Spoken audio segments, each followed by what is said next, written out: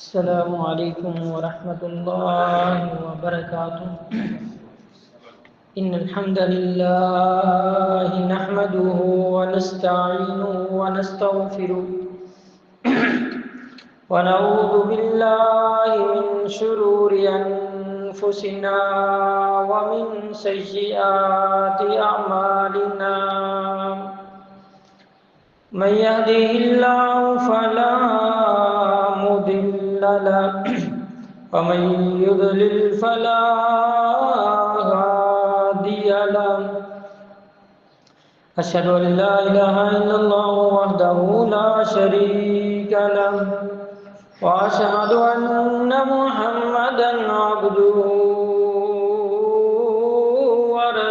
ورسوله أما بعد فإن خير الحديث كتاب الله وخير الهدي هدي محمد صلى الله عليه وسلم وشر الأمور محدثاتها وكل محدثة بدعة وكل بدعة ضلالة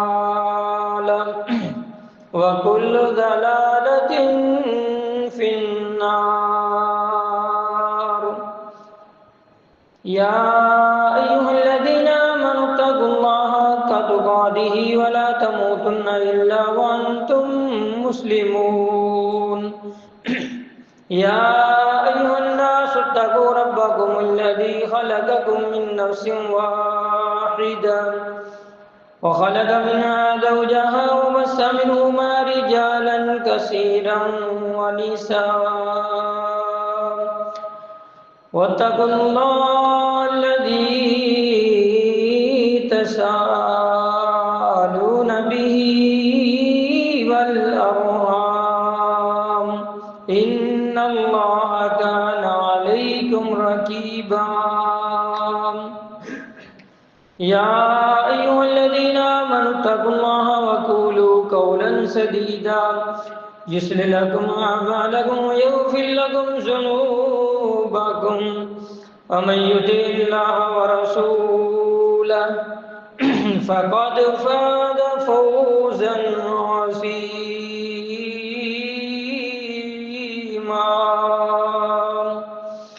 اللهم صل على محمد وعلى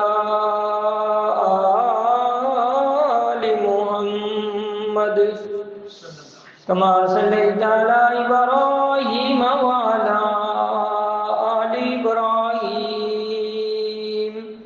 إنك حميد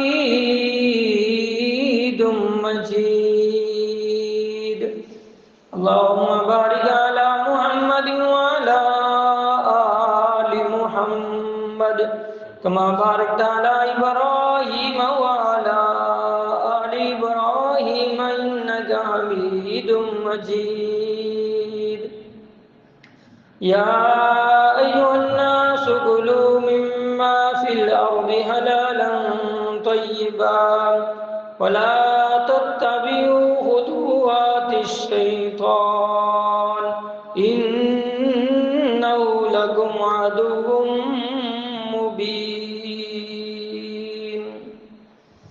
ہر قسم کی حمد و ثنا تعریف و ثنا کبریائی بڑائی بزرگی کے مقدس کلمات تسبیحات تحمیدات تحلیلات اللہ سبحانہ و تعالیٰ کی ذات کے لیے خاص ہیں۔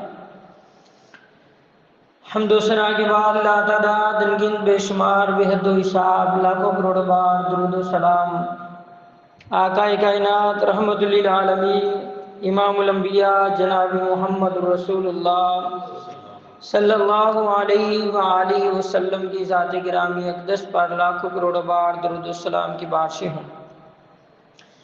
سامعین جبکار،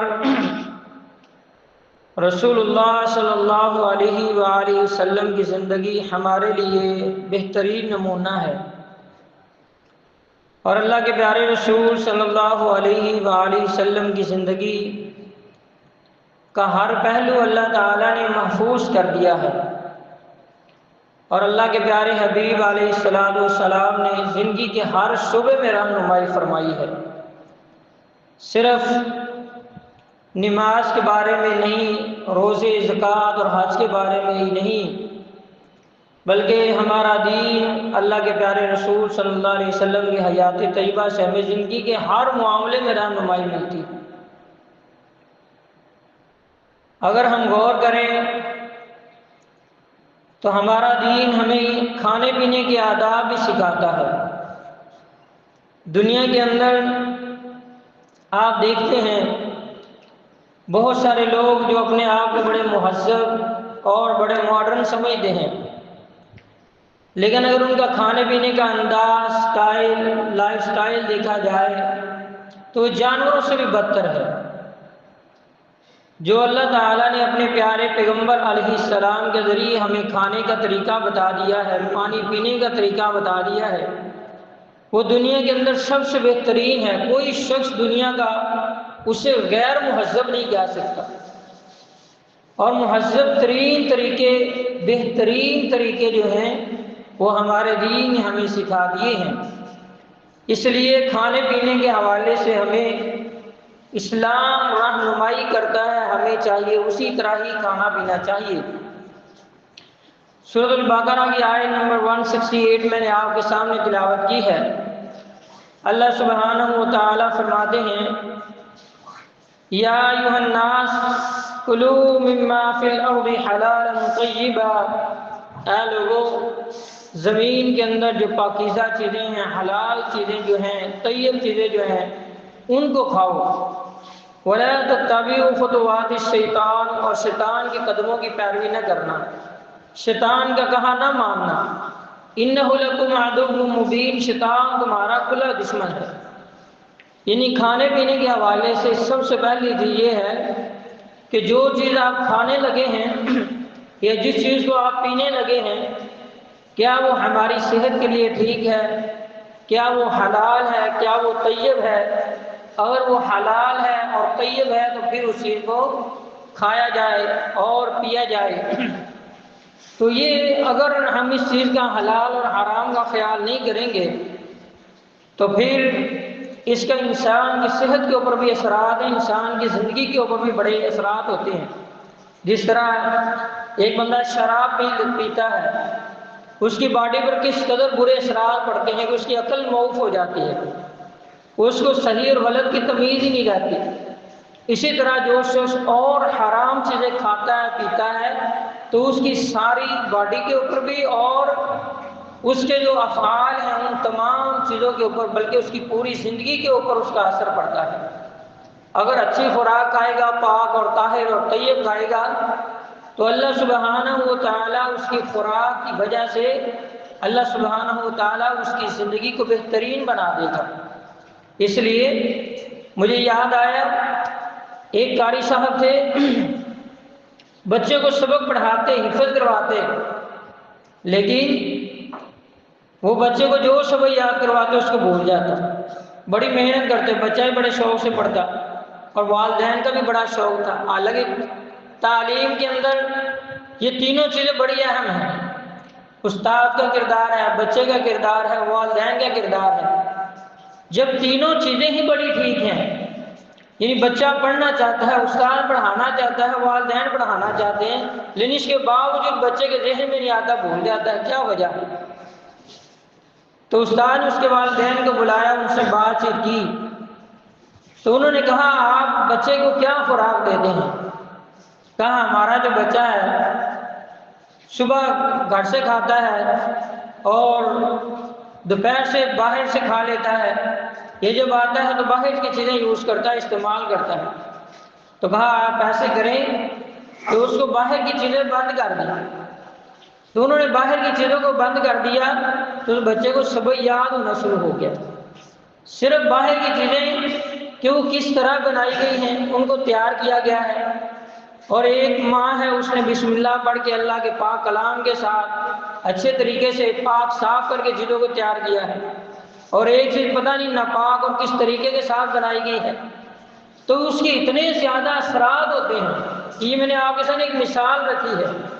تو اس لیے جو چیز آپ کھا رہے ہیں، جو پی رہے ہیں، کھانا اور پینا کس طرح ہے یہ بات کی بات ہے۔ پہلے یہ ہونا چاہیے کہ وہ دیکھا جائے کہ وہ حلال ہے اور طیب ہے. اگر حلال اور طیب ہے تو پھر اس کو کھایا اور پیا جائے. اور یہاں اللہ تعالیٰ نے یا ایھا الناس کہہ کے ساری کائنات کے لوگوں کو مخاطب کیا ہے کہ ساری دنیا کے لوگ اگر چاہتے ہیں کہ خوراک کی وجہ سے ان کے اوپر جو اچھے اثرات ہوں تو انہیں چاہیے کہ حلال اور طیب چیزیں کھائیں. اور یہ بہت سارے لوگ جو ہیں وہ اس طرف آ رہے ہیں. بعض ممالک کے اندر نان مسلم کنٹریز ہے لیکن اس کے باوجود انہوں نے نشے کے اوپر پابندی لگائی ہوئی ہے کہ اتنی سال تک عمر تک بندے کو سگریٹ نہیں مل سکتی, اتنی عمر تک اس کو فلاں چیز نہیں مل سکتی. پابندیاں لگائی ہوئی ہیں. کیوں لگائی ہوئی ہیں؟ انہیں پتہ ہے کہ یہ چیزیں نقصان دہ ہیں اور ہمارے رب نے ہمیں پہلے ہی بتا دیا ہے یہ تمہارے لیے یہ نقصان دہ ہیں. کوئی پابندی لگائے یا نہ لگائے اس میں تمہارا ہی فائدہ ہے.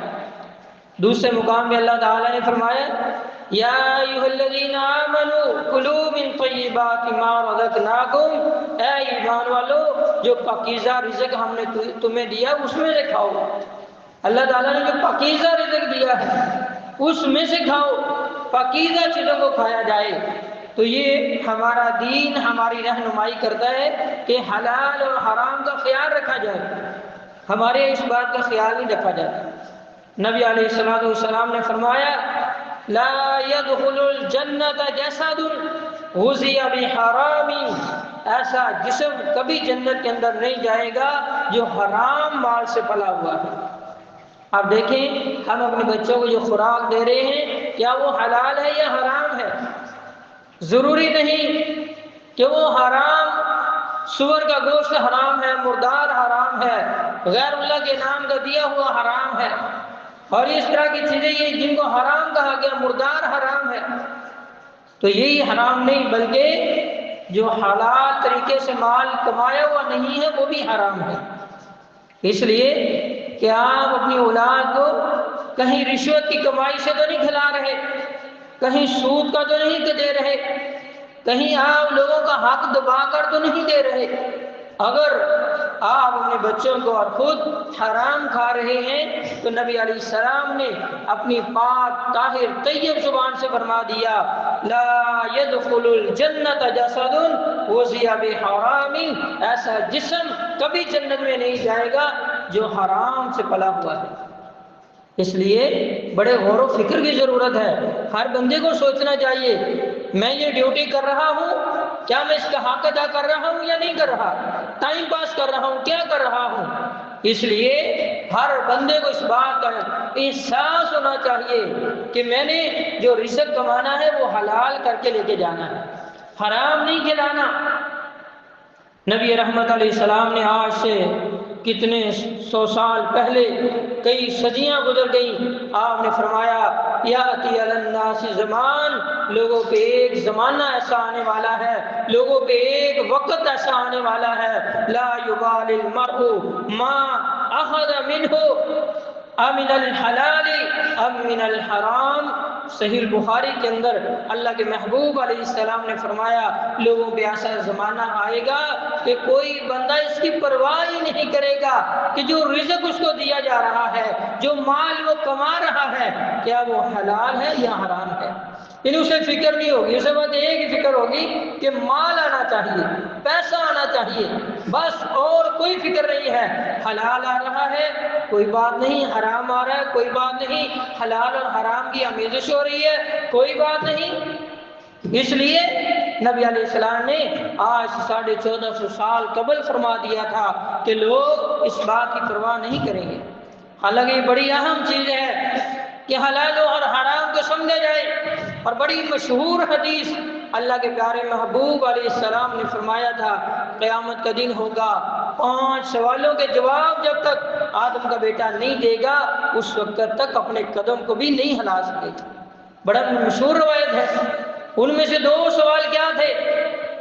ایک سوال ام مالہ, کہ مال کے بارے میں کہ اس نے من این اکتسبہ, کہ اس نے اس مال کو کہاں سے کمایا ہے, وفیما انفق, اور اس کو کہاں پہ خرچ کیا ہے. پہلے نمبر پہ تو یہ پوچھا جائے گا کہ مال کیسے کماتا رہا ہے, سورس آف انکم کیا تھا, مال کیسے کمایا ہے. اور دوسرا یہ ہوگا کہ اگر حلال طریقے سے بھی کمایا تھا تو کہیں حرام پر تو نہیں لگاتا رہا۔ ایک بندے کے پاس بڑا مال بڑی محنت سے حلال طریقے سے کماتا ہے لیکن لگاتا حرام جگہ پر ہے، تو اس سے بھی سوال ہوگا۔ اس لیے کمانا بھی حلال طریقے سے ہے اور لگانا بھی حلال طریقے کے ساتھ ہے۔ تو یہ دو سوال بڑے اہم ترین سوال ہیں جو انسان سے کیے جانے ہیں۔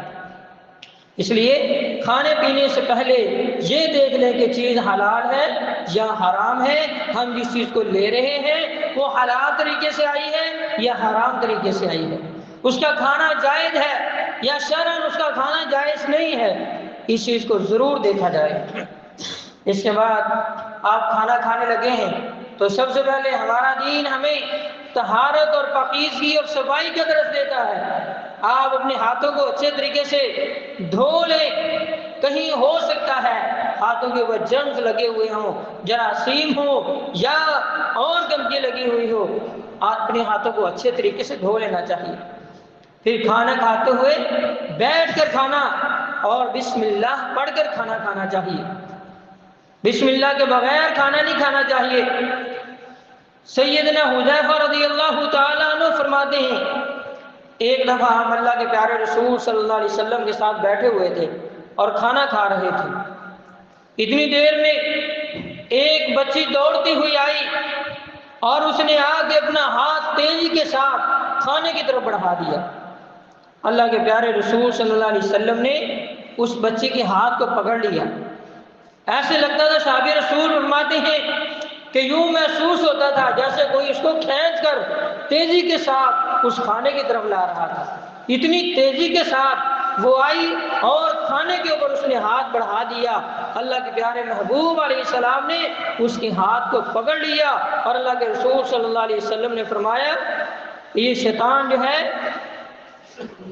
اپنے لیے اس کھانے کو جائز بنا لیتا ہے، حلال سمجھ لیتا ہے، جائز سمجھ لیتا ہے جس کھانے پر بسم اللہ نہ پڑھی جائے۔ تو ہم نے بسم اللہ پڑھی تھی اور شیطان اس میں سے کھانا کھانا چاہتا تھا، اس بچی کو اس نے بھیجا اور یہ بچی اس طرف آ گئی اور یہ بغیر بسم اللہ کے اس نے کھانے کی طرف ہاتھ بڑھایا اور شیطان اس کھانے کے اندر حصے دار بننا چاہتا تھا۔ اللہ کے رسول صلی اللہ علیہ وسلم فرماتے ہیں میں نے اس کا ہاتھ پکڑ لیا تاکہ شیطان کا اس میں حصہ نہ ہو جائے۔ اب دیکھیں کتنے ہی دسترخوان ہیں جو شیطان کے دسترخوان بنے ہوئے ہیں اور کتنے ہی ایسے گھر ہیں جو شیطان کے گھر بنے ہوئے ہیں۔ ایک حدیث میں آتا ہے اور گھر کے دروازوں کو بسم اللہ پڑھ کر بند نہ کیا جائے تو شیطان اس گھر میں اپنا بسیرا کر لیتا ہے، ٹھکانہ بنا لیتا ہے، پناہ لے لیتا ہے کہ آج اس گھر کے اندر ہی ہم رہیں گے۔ اس لیے بسم اللہ پڑھ کر دروازے کو بند کرنا چاہیے، اور کھانا جب کھائیں اگر بسم اللہ نہ پڑھی جائے تو شیطان کو گھر سے کھانا بھی مل جاتا ہے۔ اس لیے بسم اللہ پڑھ کر یا بسم اللہ وعلی برکت اللہ پڑھ کر اللہ کے نام کے ساتھ کھانے کو کھایا جائے، اور اگر بالفرض شروع میں دعا پڑھنا یاد نہیں رہا، کھانا انسان نے کھانا شروع کر دیا ہے، پھر حدیث میں آتا ہے اسے چاہیے کہ وہ یہ دعا پڑھے بسم اللہ اولہ وآخرہ، ایک روایت میں اول ہی وآخری ہی کے بھی الفاظ آتے ہیں، تو جس طرح بھی پڑھ لے بسم اللہ اولہ وآخرہ، یعنی اس کھانے کی ابتدا کے اندر بھی آخر پر بھی ہم اللہ کے نام سے ہی شروع کرتے ہیں، اللہ کے نام کے ساتھ ہی اس کھانے کو ہم تناول کرتے ہیں۔ تو اس لیے بسم اللہ پڑھ کر کھانے کو کھانا چاہیے، اور کھانا جو ہے وہ دائیں ہاتھ سے کھانا چاہیے۔ یہ سنت اور مسنون عمل ہے کہ کھانے کو دائیں ہاتھ سے کھایا جائے۔ حضرت سلمہ بن عقور رضی اللہ تعالیٰ عنہ بیان کرتے ہیں کہ اللہ کے پیارے رسول صلی اللہ علیہ وسلم صحابہ کھانا کھا رہے تھے، ایک شخص بائیں ہاتھ سے کھانا کھا رہا تھا، بائیں ہاتھ کے ساتھ کھانا کھا رہا تھا۔ اللہ کے پیارے رسول صلی اللہ علیہ وسلم نے اس شخص کو دیکھا کہ وہ بائیں ہاتھ سے کھانا کھا رہا ہے، آپ علیہ السلام نے اسے فرمایا بھائی دائیں ہاتھ کے ساتھ کھانا کھاؤ، دائیں ہاتھ سے کھانا کھانا چاہیے۔ تو اس نے کہا کہ میں اپنا دائیں ہاتھ نہیں اٹھا سکتا، یعنی مجھے عادت ہے کہ میں بائیں ہاتھ کے ساتھ ہی کھانا کھاتا ہوں۔ اللہ کے رسول صلی اللہ علیہ وسلم نے فرمایا اچھا بھی ٹھیک ہے، اسی طرح یہ ہو جائے، ایسے ہی ہو۔ اب اس نے اللہ کے رسول صلی اللہ علیہ وسلم کی نافرمانی تکبر کی وجہ سے کی تھی، کہ ہم تو ایسے ہی کھاتے ہیں بائیں ہاتھ کے ساتھ ہی، ہمیں تو ایسے ہی طریقہ ہے ہمارا تو۔ اللہ کے رسول صلی اللہ علیہ وسلم نے فرمایا ٹھیک ہے، اگر تم نہیں اٹھا سکتے تو ایسا ہی ہو۔ صحابی رسول بیان کرتے ہیں سنت کی مخالفت کی وجہ سے اس شخص اپنی زندگی کے آخری دم تک اپنے دائیں ہاتھ کو اپنے منہ تک نہیں لا سکا، یعنی یہ اللہ کے رسول صلی اللہ علیہ وسلم کی نافرمانی کا نتیجہ ملا۔ سنت کی مخالفت اور تکبر کی وجہ سے اللہ تعالیٰ نے اس شخص کو رسوا کیا کہ وہ اپنے دائیں ہاتھ کو اٹھا نہ سکا۔ تو میرے بھائیوں، آج بھی بہت سارے لوگ ہیں جو اس چیز کو فیشن بنا کر بائیں ہاتھ سے کھانا کھاتے ہیں، اور باقاعدہ ہمارے ہاں تو مشہوریاں اور یہ اس طرح کی جو ایڈس وغیرہ ہوتی ہیں وہ چلتی ہیں، اور ان کے اندر یہی دکھایا جاتا ہے کوئی بھی مشروب ہے اس کی اگر پبلسٹی کی جا رہی ہے تو بائیں ہاتھ کے ساتھ ہی اس کو پی رہا ہوتا ہے، اور لوگوں کو یہی چیز پروموٹ کی جاتی ہے کہ ماڈرنزم یہ ہے کہ بائیں ہاتھ کے ساتھ کھانا کھایا جائے یا بائیں ہاتھ کے ساتھ پیا جائے۔ حالانکہ بائیں ہاتھ کے ساتھ پسندیدہ عمل نہیں ہے اور اللہ کے رسول کی مخالفت ہے، لیکن ہمارے ہاں جو کام جتنا دین نے اسے منع کیا ہوا ہے لوگ اس کے اتنا مخالف چلتے ہیں اور اپنے آپ کو اتنا زیادہ ہی ماڈرن سمجھتے ہیں۔ حالانکہ یہ ماڈرن نہیں ہے، ماڈرن تو وہ ہیں جو دائیں ہاتھ کے ساتھ اور سنت کے مطابق اور تعلیم یافتہ وہ لوگ ہیں جو حدیث کو پڑھ کر اور پھر وہ دائیں ہاتھ کے ساتھ کھانا کھاتے ہیں۔ تو بائیں ہاتھ کے ساتھ کھانا نہیں کھانا چاہیے۔ اسی طرح رسول اللہ صلی اللہ علیہ وسلم نے فرمایا کہ کھانا جو ہے وہ اپنے سامنے سے کھایا جائے۔ جب کھانا کھا رہے ہیں تو یہ نہیں کہ آپ دوسری طرف سے کھا رہے ہیں، کبھی ادھر سے کھا رہے ہیں کبھی ادھر سے، اپنے سامنے سے کھانا جو ہے وہ کھایا جائے، اللہ کے نام کے ساتھ کھانا کھایا جائے۔ حضرت عمر بن ابی سلمہ رضی اللہ تعالیٰ عنہ بیان کرتے ہیں کہ میں نبی صلی اللہ علیہ وسلم کے ساتھ کھانا کھا رہا تھا، اور اللہ کے رسول صلی اللہ علیہ وسلم کے ساتھ کھانا کھاتے ہوئے میرا ہاتھ برتن کے اندر کبھی دائیں طرف جاتا کبھی بائیں طرف، کبھی آگے کبھی پیچھے، یعنی برتن کے اندر پورا میں ہاتھ کو گھما رہا تھا بار بار۔ اللہ کے رسول صلی اللہ علیہ وسلم نے کھانا کھانے کے آداب سکھائے۔ اللہ کے رسول صلی اللہ علیہ وسلم نے فرمایا بھئی اللہ کا نام لے کر دائیں ہاتھ سے کھانا کھا اور اپنے سامنے سے کھانا کھاؤ، یعنی اللہ کے رسول صلی اللہ علیہ وسلم نے یہ ایک طریقہ اور آداب سکھا دیے ہیں۔ اور بندہ ظاہری بات ہے کہ بندہ تھوڑا سا آگے سے کھائے، کوئی دائیں سے کھائے اور کوئی بیچ میں سے اٹھا رہا ہے، تو اس طرح کوئی بھی شخص اس کو مہذب نہیں سمجھتا۔ لوگ اسے سمجھتے ہیں کہ یہ لالچی ہے، یہ اس طرح، اور اس کو تہذیب یافتہ نہیں سمجھا جاتا، اس کو اچھا انسان نہیں سمجھا جاتا کہ یہ بندہ کیا کر رہا ہے۔ اور جو اچھا بندہ ہے وہ تو اپنے دائیں ہاتھ سے کھانا کھاتا ہے اور اپنے سامنے سے کھانا کھاتا ہے۔ نبی علیہ الصلوۃ والسلام نے فرمایا کھانے کے درمیان سے نہ کھاؤ، یعنی پہلے بندہ کھانے کے درمیان سے کھانا شروع کر دے پھر سائڈوں سے کھائے، یہ بھی تمیز نہیں اور طریقہ نہیں ہے۔ اللہ کے پیارے رسول صلی اللہ علیہ وسلم نے فرمایا کھانے کو اس کے کنارے سے اپنے سامنے سے کھاؤ، یعنی اپنے سامنے سے کھانا چاہیے۔ اور آپ علیہ السلام نے فرمایا جو برکت ہے وہ کھانے کے درمیان میں ہوتی ہے، اللہ تعالیٰ جو برکت کو نازل کرتے ہیں وہ کھانے کے درمیان میں اتارتے ہیں، اس لیے کھانا جو ہے درمیان سے نہیں بلکہ اپنے سامنے سے اور کنارے سے شروع کرنا چاہیے۔ تو یہ اللہ کے پیارے رسول صلی اللہ علیہ وسلم نے کھانا کھانے کا طریقہ اور آداب بتائے ہیں، اور اللہ کے رسول صلی اللہ علیہ وسلم نے ہمیں یہ بھی سکھایا ہے کہ ہمیں اپنی ضرورت کے مطابق کھانا چاہیے۔ ہمارے یہاں کیا دیکھا گیا ہے، اگر کوئی شادی کا موقع ہے، ایون کہ آپ تو لوگ فوتگیوں میں بھی معاف نہیں کرتے، کسی کی فوتگی پر گئے ہوئے ہیں وہاں پر بھی کھانے کے اوپر وہ اس طرح کرتے ہیں کہ اللہ تعالیٰ معاف فرمائے کہ جیسے ان کی زندگی کا یہ آخری کھانا ہے، اس کے بعد ان کو کھانا ملنا ہی نہیں ہے، بس یہ آخری کھانا ہے۔ یا وہ کہتے ہیں کہ ہم نے 1000 روپیہ سلامی لے کے جانا ہے تو ہم نے ان کا 10,000 کا نقصان کر کے جانا ہے، اس طرح کرتے تھوڑا سا کھائیں گے باقی سارا سائڈ پہ گرا دیں گے اور لے آئیں گے۔ اس طرح کوئی احساس نہیں ہے، کوئی دل میں ہمدردی نہیں ہے، کوئی انسانیت نہیں ہے۔ بلکہ یہ ہونا چاہیے یار یہ پبلک پروگرام ہے، شادی ہے یا کسی کی فوتگی ہے، کھانا کم نہیں ہونا چاہیے، میں تھوڑا سا کم کھا لیتا ہوں، ہو سکتا ہے اگر کام بھی ہو تو کسی اور کے کام آ جائے۔ تو یہ دوسروں کی عزت کا خیال رکھتے ہوئے انسان کو سوچنا چاہیے، لیکن ہمارے یہاں یہ نہیں سوچا جاتا۔ میرے بھائیوں، ہمیں چاہیے ان چیزوں کا خاص خیال رکھیں، اور یہ نہیں کہ اتنا زیادہ کھا لے کہ پھر بندہ بعد میں چلنے پھرنے کی قابل ہی نہ رہے۔ اللہ تعالیٰ نے قرآن مجید میں فرمایا کلوا واشربوا ولا تسرفوا، کہ تم لوگ کھاؤ اور پیو لیکن کھانے پینے میں اسراف نہ کرو۔ اسراف وہ ہوتا ہے، ایک تبذیر لفظ ہے اور ایک اسراف ہے، دونوں فضول خرچی کے معنوں میں آتے ہیں، یعنی فضول چیزوں کے بارے میں آتے ہیں۔ تو اسراف ہوتا ہے ایسا کام جو جائز ہے اس میں بھی حد سے بڑھ جانا۔ مگر اگر آپ ایک پلیٹ کے ساتھ سیر ہو سکتے ہیں، آپ کی بھوک مٹ سکتی ہے، آپ 2-3 پلیٹیں ضائع نہ کریں، اس کو برباد نہ کریں، تو صرف اتنا ہی لیں جتنا آپ کھا سکتے ہیں، اور اتنا زیادہ نہ کھائیں کہ بعد میں پورا ہفتہ آپ کو ڈاکٹر کے پاس جانا پڑے اور پھر جا کے آپ کی طبیعت ٹھیک ہو۔ کچھ لوگ اس طرح کرتے ہیں، بلکہ وہ پرانے وقتوں کے اندر لوگ جو تھے وہ کہتے ہیں ختم کل 40 میں بھی جاتے تھے۔ وہ کسی نے بنائی ہوئی بات، وہ کہتے ہوئے مولانا صاحب تھے تو ان کو اٹھا کے 4 روپے پہ لے کے جا رہے تھے، 4 روپے ٹوٹ کے نیچے گر گئے۔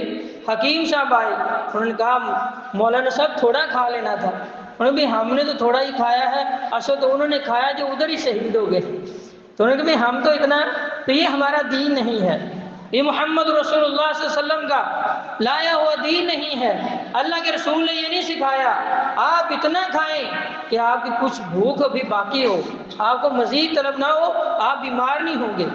جب آپ سنت نبوی کے مطابق زندگی گزارنے والے ہوں گے پھر آپ بہت ساری بیماریوں سے بچ جائیں گے، پریشانیوں سے بچ جائیں گے۔ آج دیکھیں ہر بندے کو شوگر ہو رہی ہے، بی پی کا مسئلہ ہو رہا ہے اور بڑے مسائل ہیں۔ وجہ کیا ہے کہ ہم نے سنت سے انحراف کر لیا ہے، سنت سے دوری کو اختیار کر لیا ہے۔ تو اس لیے ہمارا دین ہمیں کہتا ہے کہ جب آپ کھانا کھائیں تو اس میں اسراف نہ کریں، اپنی ضرورت کے مطابق جتنا ہے وہ لے لیں۔ اللہ کے رسول صلی اللہ علیہ وسلم نے فرمایا ان اکثر الناس شبعا فی الدنیا واطولهم جوعا یوم القیامہ، ایسے لوگ جو دنیا میں پیٹ بھر بھر کے کھانا کھاتے ہیں کل قیامت کے دن ان کی بڑی طویل بھوک میں ہوں گے، لمبی بھوک میں ہوں گے۔ یعنی دنیا میں پیٹ بھر بھر کے کھانا کھانے والے قیامت کے دن ان کو لمبی بھوک کے اندر مبتلا کیا جائے گا۔ یہ اللہ کے پیارے رسول صلی اللہ علیہ وسلم کا فرمان عالی شان ہے۔ اس لیے میرے بھائیوں، کھانا آپ اپنی ضرورت کے مطابق جتنی بھوک ہے اتنا آپ اس کو لے لیں، کھانے کے اندر اسراف نہیں کرنا چاہیے۔ کھانا جو ہے وہ بیٹھ کر کھانا چاہیے۔ رسول اللہ صلی اللہ علیہ وسلم کے بارے میں آتا ہے، اللہ کے پیارے رسول صلی اللہ علیہ وسلم نے فرمایا آکلوا کما یاکل العبد اجلسوا کما یجلس العبد۔ اللہ کے رسول فرماتے ہیں جیسے ایک عام بندہ کھانا کھاتا ہے میں محمد صلی اللہ علیہ وسلم بھی اسی طرح ہی کھانا کھاتا ہوں۔ جس طرح ایک عام بندہ بیٹھ کے کھانا کھاتا ہے اسی طرح میں بھی بیٹھ کر کھانا کھاتا ہوں۔ اللہ کے رسول جس طرح ایک بندہ بیٹھتا ہے کھانا کھاتا ہے، اللہ کے رسول صلی اللہ علیہ وسلم اسی طرح ہی۔ کیا سکھایا جا رہا ہے کہ کھانا کھاتے ہوئے غرور اور تکبر اور یہ چیزیں نہیں ہونی چاہیے، عاجزی کے ساتھ بیٹھ کر کھانا جو ہے وہ تناول کرنا چاہیے۔ آپ علیہ السلام نے آج ان کی ساری سکھائی ہے۔ ٹیک لگا کر کھانا کھانے سے آپ علیہ السلام نے منع فرمایا ہے، بندہ ٹیک لگائے اور کھانا کھائے، اللہ کے رسول صلی اللہ علیہ وسلم نے اس بات سے منع فرمایا ہے۔ اسی طرح کھانا کھانے کے حوالے سے کہ آپ تنہا کھانا کھانے کے بجائے مل کر کھانا کھائیں گے تو اس کے اندر برکت ہوگی۔ ہمارے ہاں کیا ہوتا ہے، آپ اکثر دیکھیں فیکٹریوں کے اندر بھی یا عام اسکولوں کے اندر، کالجوں کے اندر، اداروں کے اندر کیا ہوتا ہے کہ ہر بندہ اپنا ٹفن لے کے الگ الگ اور چھپ چھپ کے کھانا کھا رہا ہوتا ہے کہ دوسرے کو کھلانا نہ پڑ جائے، کوئی ساتھ اور نہ بیٹھ جائے۔ اس انداز کے ساتھ کھانا کھاتے ہیں، حالانکہ یہی 2-4 لوگ اگر مل کر کھانا کھائیں تو 2-4 ڈشیں ہو جائیں اور ان کے اندر برکت بھی ہو جائے۔ حضرت واصف بن حرب رضی اللہ تعالیٰ عنہ بیان کرتے ہیں کہ اللہ کے رسول صلی اللہ علیہ وسلم کے صحابہ میں سے بعض صحابہ نے عرض کی قالوا یا رسول اللہ انا ناکل ولا نشبع، اے اللہ کے رسول ہم کھانا تو کھاتے ہیں لیکن ہم سیر نہیں ہوتے، یعنی کھانا کھایا لیکن ایسے لگتا ہے جیسے بھوک باقی ہے، سیر نہیں ہوتے، کیا وجہ ہے؟ اللہ کے رسول صلی اللہ علیہ وسلم نے فرمایا فَلَعَلَّكُمْ تَفْتَرِكُونَ، ایسے لگتا ہے تم اکیلے اکیلے کھانا کھاتے ہو۔ کہا نام یا رسول اللہ، جی اللہ کے رسول ہم تو اکیلے اکیلے کھانا کھاتے ہیں۔ آپ علیہ السلام نے فرمایا فَاجْتَمِعُوا عَلَىٰ طَعَامِكُمْ، تم ایسے کیا کرو، تم مل جل کر کھانا شروع کر دو، اللہ تعالیٰ تمہیں سیر کر دے گا۔ اس لیے اگر آپ مل جل کر کھانا کھا رہے ہیں تو گھر کے اندر کوشش کریں بجائے کہ ہر بندہ علیحدہ علیحدہ کھانا کھائے، سارے مل کر ایک دسترخوان بچھا لیں، اللہ تعالیٰ اس میں برکت ڈالے گا۔ ایک ڈائننگ ٹیبل کے اوپر سارے آ جائیں، بیٹھ کر مل کر کھانا کھائیں، اس میں آپس میں جو پیار اور محبت پیدا ہوگا آپ وہ سوچ ہی نہیں سکتے، اور جو اللہ آپ کے دلوں کی نفرتیں دور کر دے گا آپ وہ سوچ ہی نہیں سکتے، اور جو بڑا فائدہ ہوگا وہ یہ ہے کہ اللہ تعالیٰ آپ کو وہ جو کھانا آپ کھائیں گے اس کا صحیح آپ کے جسم کو فائدہ ملے گا، پہنچے گا، اس کے اثرات آپ کے جسم پر ظاہر ہوں گے۔ جب آپ تنہا اکیلے اکیلے کھانا کھائیں گے تو آپ دوسرے گھر کے افراد جو ہیں ان کے ساتھ محبت پیدا نہیں ہو سکتی۔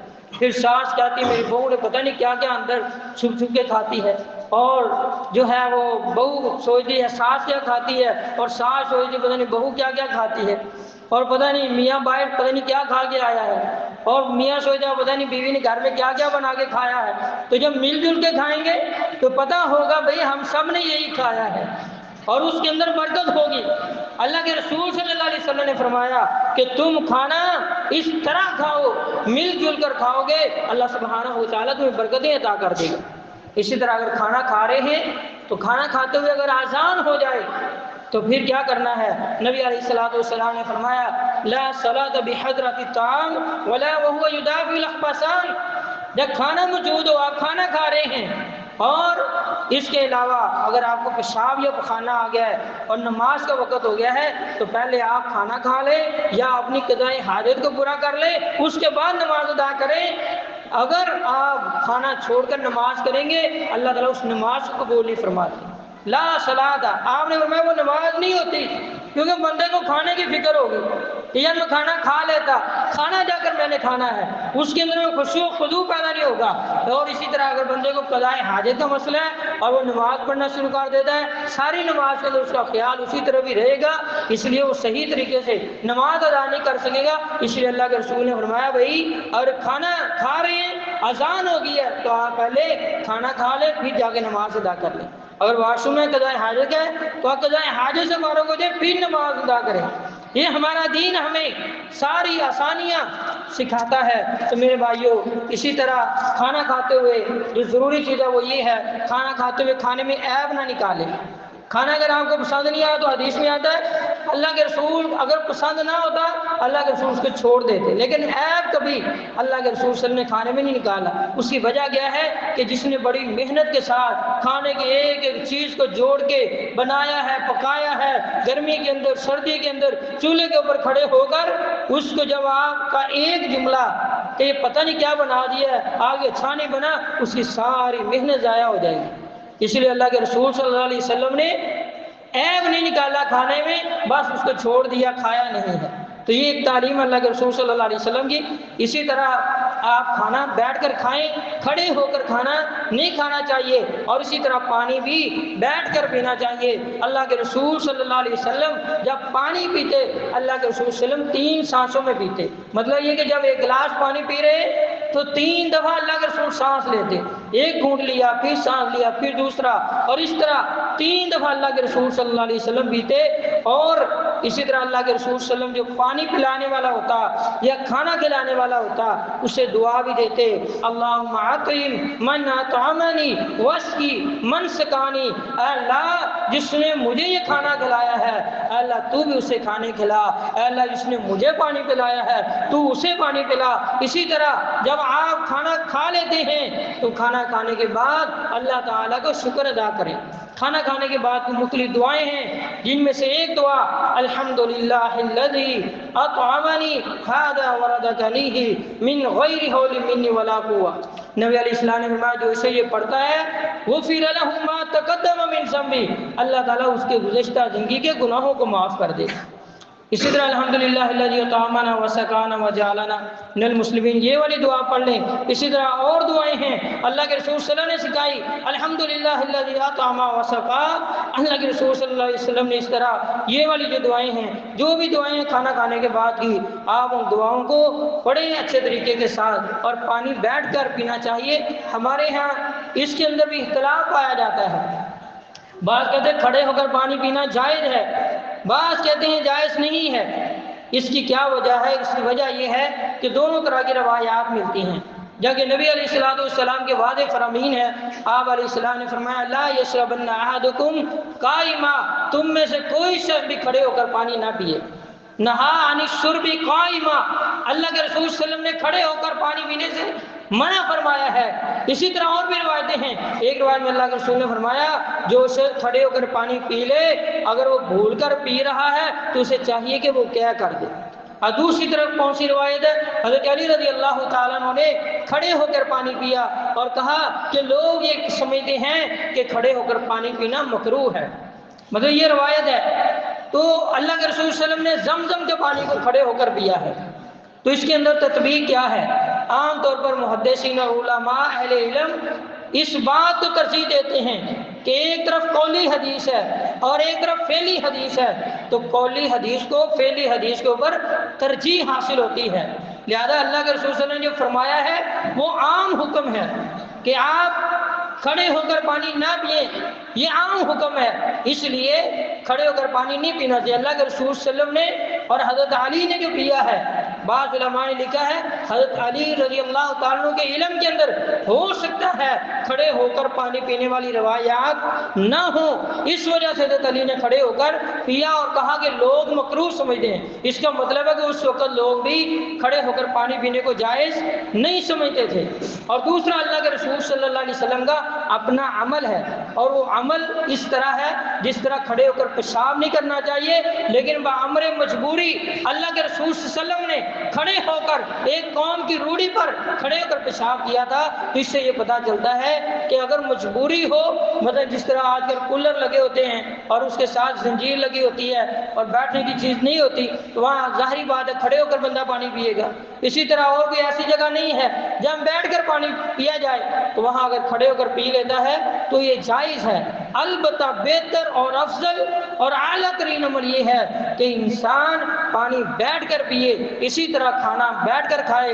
اور اللہ کے رسول صلی اللہ علیہ وسلم نے ڈائریکٹ مسکینے سے منہ لگا کر پانی پینے سے منع فرمایا ہے۔ اس سے یہ پتہ چلتا ہے جس طرح آج کل عام یہ ٹیپ ہے، ٹوٹیاں وغیرہ ہیں، ان کے ساتھ منہ لگا کے ڈائریکٹ پانی نہیں پینا چاہیے۔ اور اس کی وجہ بھی بعض کو میں نے دیکھا کہ وہ کیڑے مکوڑے وغیرہ اس کے ساتھ لگے ہوتے ہیں، اور بندہ پانی پیتا ہے تو ساری چیزیں اس کے منہ کے اندر، جسم کے اندر چلی جائیں گی، اس لیے اس سے منع کیا گیا۔ اور بھی اس کے اندر بڑی حکمتیں ہو سکتی ہیں۔ اللہ کے حضور دعا ہے اللہ تعالی ہم سب کو کھانا پینا کتاب و سنت کے مطابق کر دے، اللہ تعالی ہمیں احادیث پر عمل کرنے کی توفیق عطا فرمائے۔